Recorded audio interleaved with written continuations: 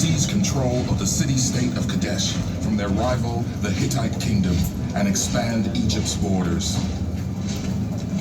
The Hittite king amasses his army, a coalition of tens of thousands of fierce warriors from allied territories, and also moves toward Kadesh. Egyptian accounts say the Hittites covered the mountains and filled the valleys and were like locusts in their numbers. King Ramses is woefully outnumbered, but he is not one to back down. Among his troops are warriors from his previous conquests, Nubians, Libyans, and shared-in pirates. Just hours from their target, Ramses receives intel that the Hittites are still several days' journey away. He decides to make camp with his Amun division. His other battalions, including an elite force from Amuru, are still hours away. Ramses will launch his attack once the rest of his army arrives.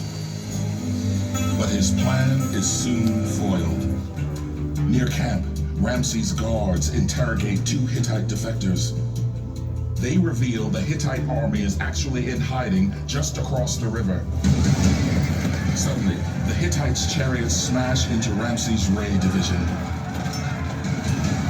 In the melee, the Egyptians flee and lead the Hittites directly into the sanctuary of the Egyptian king. Ramses faces thousands of enemy charioteers. The pharaoh fights bravely, his pet lion at his side, while the Hittite king waits in safety on the other side of the river. The battle rages, and the Hittites sense victory. But Ramses' elite warriors arrive, giving their king the power to wage a counterattack.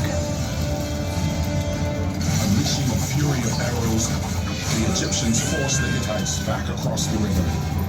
Ramses himself describes the scene.